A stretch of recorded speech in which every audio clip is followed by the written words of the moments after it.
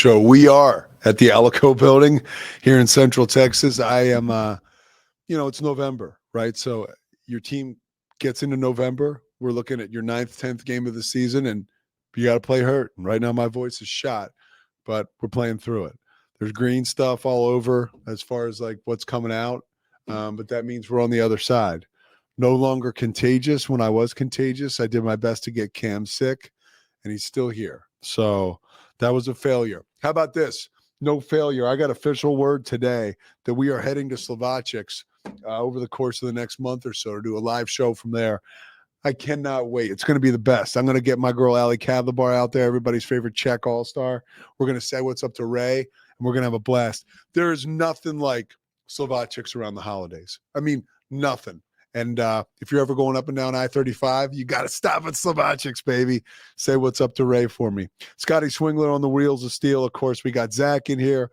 We got Cameron in here. And we're going to have Chris Platt here, former Baylor Bear, to talk to us a little bit about everything from, I want to know about the transfer portal. I want to know about his career, going to the Sugar Bowl in 2019, going to the Big 12 title game, as we're getting in that position now where teams are trying to jockey to get in the mix. Before we get into football, just a quick note, and I want to bring Scotty in for this. So yesterday, we do the Texas Sports Hall of Fame podcast here at Rogue, and we talked about the incoming class. Brittany Griner is a member of the class this year. You mentioned your last podcast with Please Bear With Me, which we're going to bring back here in a little while, which covers Baylor football and sometimes major Baylor news. You did a podcast when Kim Mulkey, Mason, come on in, dude. I mean, you already opened the door like 3/4 of the way. It's 104, Mason. You know what we do here at 104? Well, yes, we are live. Mason, welcome in. That's our guy, Mace. Mace, have a seat if you want. Do whatever you want to do. Sit Indian style. I don't care. So you did a story. You did a show for when Kim Mulkey left and went to LSU. I did. So you're kind of dialed into that. What do you think? You think Kim will come for Brittany Griner's induction? No. February 15th. No, I don't. In Waco. I don't. I think and I could be wrong. I would love to be wrong. Actually, I would love to see her. But I think there is so much bad blood still between Kim and Baylor, Waco. And it's interesting because her daughter Mackenzie's still here. Yeah. And she and Clay Fuller are around all the time and great people. And so I'm sure she's around Waco some. Yeah. But I think especially because it's Brittany Griner. And even when she got home from that Russian prison situation like last year, like Kim Mulkey didn't want to comment and made that a weird beef thing on the internet for a day. So whereas Nikki Collin, I think, has done a good job kind of reconnecting Brittany to the university. Yeah. And so I'd be surprised, man. I will tell you, I would have loved to have played for Kim Mulkey. I think she gets the best out of all of her players. And I think that that's tough love that she provides. I think it can be, I think it can be put out there in all kinds of weird and uncouth ways and in politically incorrect ways. And I think that ruffles some feathers, and I get it. I get it. Like, she did not, it was kind of a layup for her to get Brittany Griner's back or say something, and she didn't. And it goes all the way back to, I guess Brittany Griner wrote a book, and she said that Kim wanted her to keep her sexuality quiet, suppress it. Which I have no clue about. That situation. He said, she said, who knows all of that backstory. I hope there's a day they can reconcile and make good. But I just don't think that the table is set for a little bit of there's no love lost between them. And it's interesting you bring up how much Kim gets out of her players. This is a totally different conversation, but some Baylor fans are a little I think have some questions when they look over Kim's time here of how did you only win one championship? Oh, give me a break. No, I'm serious, because not only did you have Brittany Griner, but you had Odyssey Sims, who's arguably the second best player in school history at the same time. Look, that's such crap. I'm not disagreeing with you. That's a narrative. That narrative exists. How many titles did she win? 2? 1. 1, that's all? 1 with Griner. 1 with Griner. But how many titles did she win overall? 3. She won 3. That's what I thought. Okay. Yeah. I mean, give me a break. By the way, she's a legend. by the total legend. I love Kim Mulkey, and I'm also interested about how just the DNA, the mentality of an amazing coach like that, such a competitor, like they're going to be different. Like, the reason she's so successful is probably the reason she's not talking to Brittany Griner. It's all kind of lumped into one. It's the good and the bad. She is a highly, I'm not saying this is a criticism. This is, I am like this, by the way, what I'm about to say. She's highly emotive. Yeah. Wears her heart on her sleeve. Yeah. Passionate about every single thing. Yeah. So that means and I've heard from a good friend of mine, Travis Corley, who we were just talking about a second ago too, actually played on the Dream Team, which is the guys that practice against the women here at Baylor. And he has nothing but good things to say about Kim, like that she was the most loving, gracious, doting, wonderful human, right? So when you're on Kim's good side, like she is fantastic. And she would do anything for any of those girls that played for her. I know that firsthand. We all know that. But when Kim feels slighted, she feels it deeply and she tells you about it. Like that's just part of the legacy too. One more wrinkle to this as we just looked it up. So the Hall of Fame induction ceremony, right, which will be at the Extraco Event Center here in Waco, Texas, is February 16th. February 15th. LSU plays at Texas on February 16th. So she'll be in the neighborhood. Yeah, that'll be super interesting. It would honestly make me. So what are the odds that she goes? Let's get some Vegas odds. Yeah.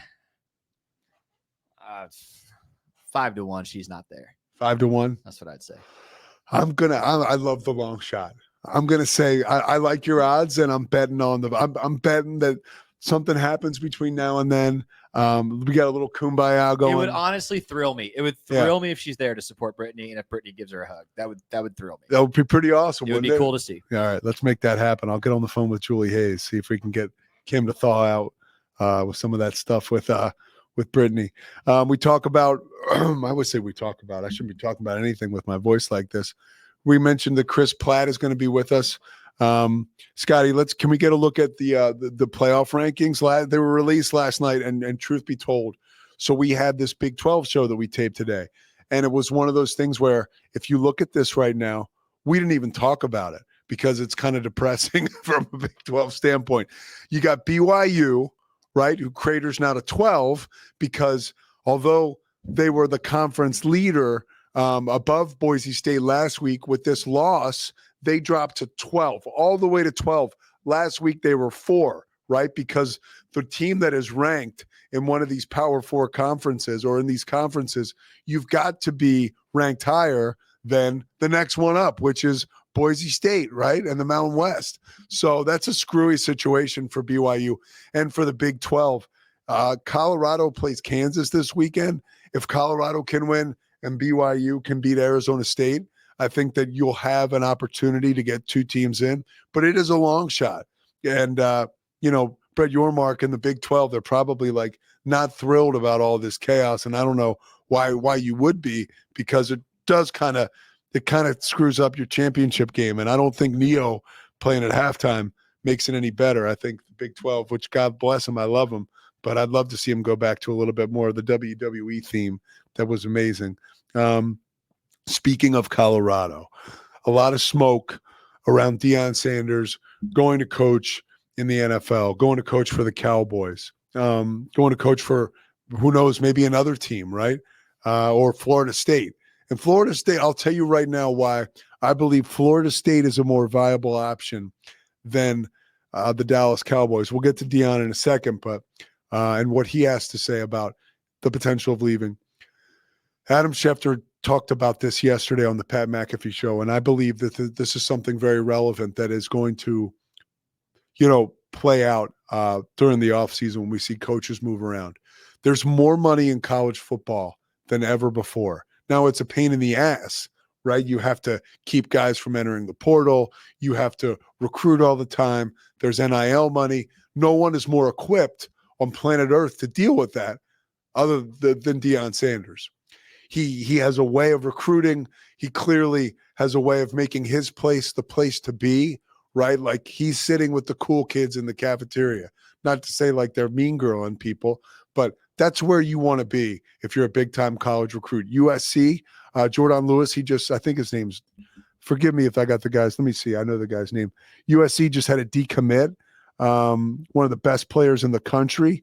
And, he is probably Julian Lewis, number 2 recruiting prospect in the 2025 class, decommits from USC. All signs are pointing to him going to Colorado. And I believe that's where Deion Sanders is going to stay. I truly believe that. Now, if he's going to go somewhere else, I would believe it could be Florida State, because that's a situation in the nimble world of college football now. A guy like Julian Lewis, he wants to play for Deion at Colorado. Guess what he does? He decommits from Colorado and he goes over to play at Florida State. There's plenty of guys with plenty of transfer waivers left on the Colorado roster that will go to Florida State with Deion. That does not happen in the NFL. You go to your team, you have your players, and you got to win. Now, I'm not saying that Deion couldn't win from an X's and O's perspective, but I'm saying that a strength for Deion Sanders as a football coach is the recruiting, is the ability to drum up, hey, this is the place to be. Choose to be here, choose to play for us. And I think that ultimately the NFL, if that's a carrot that he wants to go ahead and chase and consume, that can be down the line. I think right now he is thriving in college football. Scotty, we have a little bit of audio here from Deion. This is him talking to the media yesterday during his weekly Tuesday press conference. And here's what he had to say. You're going to talk about me. About the potential. You're going to talk about me going somewhere with my AD in here? Yeah, they mentioned us with a lot of other stuff before we start winning too, didn't they? Did that? That wasn't fair, was it? I'm happy where I am, man. I'm good. I got a kickstand down. You know what a kickstand is? A lot of people don't in there and not of age don't know what a kickstand is. That means I'm resting. I'm good. I'm happy. I'm excited. I'm enthusiastic about where I am. I love it here. I truly do. Next question. All right, so that right there is an indication. I mean, excuse me. I'd take him at his word. It's a 5-year, $30 million contract when he was hired. I think you'll see a renegotiation at some point, at some point soon. I think Deion Sanders knows as well as I do, just from covering the Big 12, that he don't got to worry about anything else but Kansas right now, because they're playing some of the best football in the Big 12. Kansas, their defensive backfield, I think if there is a team that could give that Buffalo or the Colorado Buffaloes that wide receiving core that is so prolific, who, by the way, I think they'll get Jimmy Horn Jr. back this week, which even provides more problems. But Kansas is a very, very good football team right now. They were ranked atop the Big 12 in the preseason. They found ways to lose. Now they've been finding ways to win. Boy, I'm pulling for Colorado to win on Saturday just because I'm into it. No other reason. There's no personal affiliation. I'm a guy from the Northeast. But Lance Leipold is doing a hell of a job. The way that they beat Kansas last week, or excuse me, BYU last weekend, if you didn't see it, he called a pooch punt down the stretch. And Jalen Daniels, I should have talked about this earlier in the week. We've had so much going on. Jalen Daniels on third down, what I grew up with, or it was fourth down, I'm sorry. So back when I was a kid, I remember watching the Eagles and the Broncos play. And John Elway, this is a veteran stadium, did a quick kick. And it was on third down. And I remember my brain exploded. I was like, what? It's third down. They're not supposed to punt. And John Elway sure as hell isn't supposed to punt. Obviously now coaches are taking all kinds of liberties on third, fourth down and stuff like that. But on a fourth, and I think it was 11 inside the 50-yard line, Lance Leipold calls a pooch punt, and it goes off the back of one of the members of BYU's football team, live ball, and Kansas recovered on the 3-yard line. Then they went in to score. That is an illustration for me of how Kansas is finding ways to win, as opposed to earlier in the season when they were finding ways to lose. They've won 3 of their last 4 games. They have an opportunity to beat their third straight ranked opponent on this Saturday. Believe it, dude. The game is on the road. It's going to be at Arrowhead Stadium. And I do believe that a lot of Colorado fans will make that trip. And a lot of Colorado fans are all over the country now. It's a national brand. So there's a pretty good chance that there'll be Colorado fans in attendance at Arrowhead, which Kansas cannot sell out. They haven't sold out all year. I don't think, flirting with a bowl appearance, and if they win their last 2, a 6-game season is going to fill it up on the Kansas side. But I'd look for a lot of Colorado fans to be there. One more thing I got to talk about this morning, and it's just personal, and I'm being selfish. There's going to be a documentary about the New York Sack Exchange. Oh, right here, Mark Gastineau. Okay, so I grew up. I want to give you a little context here. I grew up from the moment I was a kid. I was a pass rushing defensive end. I just was. I was too dumb to be a quarterback. Too smart to be even like a linebacker. You know, there's a lot going on. They tried to have me play linebacker one year when I was like a sophomore. I was like, can I just please pin my ears back and get after the quarterback again? Thank you. I don't have to worry about any of these coverages, especially running backs out of the backfield. And Mark Gastineau was a guy who I just loved to emulate. Mark Gastineau would have huge sacks. He would have sack dances and celebrations. He had off the field. The guy's life was a train wreck, which I think he's turned it around. In fact, I know he has. But boy, was he an interesting guy to follow. He was like a movie star. I think he was married to Brigitte Nielsen of Rocky IV fame. I know he was married to her. They ran fast and loose, and it was the 80s, and the New York Sack Exchange was amazing. Now, remember, the Jets, historically, outside of winning that Super Bowl with Joe Namath when they were underdogs to the Colts in Super Bowl III, 2-score underdogs down in Miami, and Namath guaranteed a victory. It's been uneventful since then. It's actually been eventful. It sucked. That's an event, right? It's like a hurricane. But the New York Sack Exchange, Kenny O'Brien as their quarterback, Joe Walton was their quarterback. They had Wesley Walker. Towards the latter stretch of that run, they had Al Toon. Freeman McNeil was their running back. The Jets were really close. I remember they blew a divisional championship game against the Cleveland Browns in the late 80s. I think it was 87. And then the Browns will go on to lose to the Broncos. Either way, this is a story that I have been dying to have told. Like sometimes I'll do deep dives on the internet, just like tell me about Mark Gastineau and what he was up to. I know Gastineau began his career at Arizona State, and then he transferred. It was a first-round pick, and it was Marty Lyons, Mark Gastineau, Salam was the other dude. This is a very Joe Klecko of Malvern, Pennsylvania fame. So there's a lot to like about this documentary for me. And it comes out, it's a 30 for 30. It comes out on December 13th. And as far as I'm concerned, December 13th cannot get here fast enough. Big game for Baylor over the weekend when they take on Houston.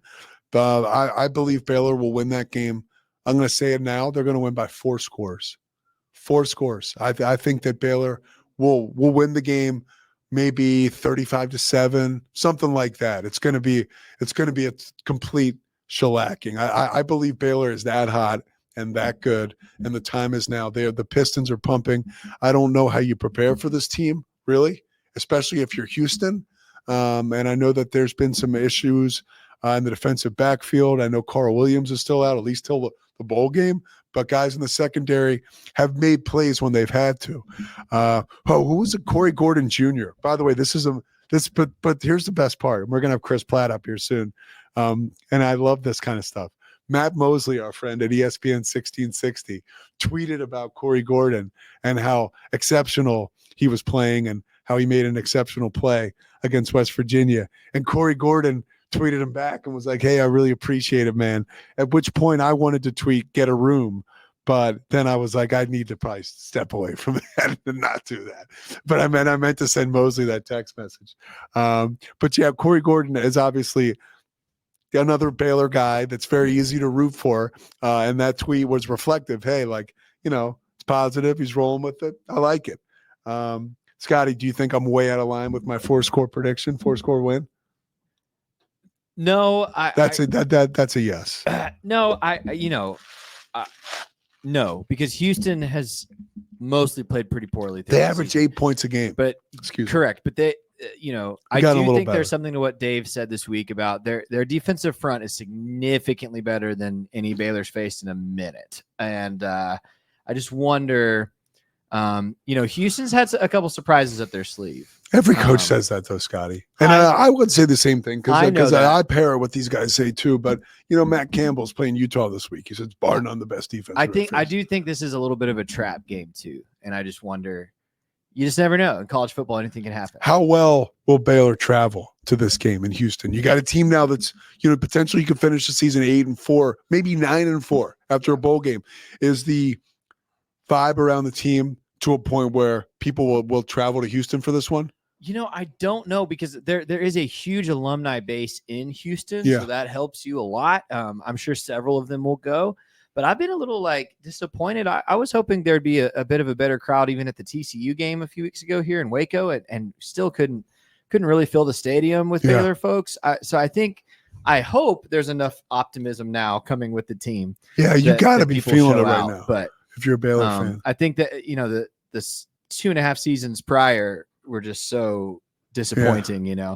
I know my friends and I all kind of have a very reluctant optimism right now, if I can be honest with you. Well, the future's very bright. We know that, and we can see how they play on Saturday. That's the best part. We play the games. All right, we're going to step aside. We're going to come back with Locked On's Cam Stewart. I want to pick his brain a little bit about what he feels Baylor is going to be up to this weekend. And I also want to be I just got a text message. Uh-oh. Okay. I was worried. I got a text message from Julie Hayes. I was worried she was going to be like, stop talking about Kim Mulkey. That's not what it was. All right. We're going to step aside, and we'll be back with Cam Stewart, the Pete Sousa Show, powered by the Rogue Media Network, presented by Slovacek's Crawford Austin Properties. Can't forget about D1 Daniel Stark Injury Lawyers, and thank you for putting up with my voice. We'll be right back. It's the Pete Sousa Show. Sports